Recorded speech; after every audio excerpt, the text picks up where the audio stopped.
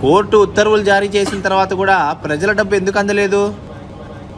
My lord, EC ఆంక్షలు ఎత్తేయడానికి ఆంధ్రప్రదేశ్ ప్రభుత్వం నుండి మరికొంత సమాచారం అందుకోవాల్సి ఉంది. కోర్టు ఆదేశాలు ఇచ్చిన తర్వాత కూడా అడ్డుకోవడానికి ఈసీకి ఏం అధికారం ఉంది? వాళ్లకు కోర్టు తీర్పును ధిక్కరించే అంత హక్కు ఉందా? ఖచ్చితంగా లేదు మై లార్డ్. అలాంటప్పుడు వివరాలు ఎందుకు అడుగుతున్నారు? మీకు ఇష్టం వచ్చినట్టు చేస్తే ఇంకా కోర్టు ఎందుకు? అసలు మీకు వచ్చిన బాధ ఏంటి? కోర్టు ఆదేశాలు 10వ తారీఖు వరకు నిలపమని, 10వ తారీఖు వరకు చెల్లించమని కాదు. నాకు అర్థం కావట్లేదయ్యా, ఈసీ ఎందుకు జోక్యం చేసుకుంటుంది? అసలు మీరు వాలంటీర్ల ద్వారా లబ్ధిదారులకు అందాల్సిన పెన్షన్లను అడ్డుకున్నారు, అప్పుడు కోర్టు అభ్యంతరం తెలపలేదు. కానీ ప్రభుత్వం ద్వారా వచ్చే ప్రతి పథకాలను ఈసీ ఎందుకు ఆపాలి? ఈసీ ఎవరి మాటలకు కట్టుబడిదంతా చేస్తుంది? అంటే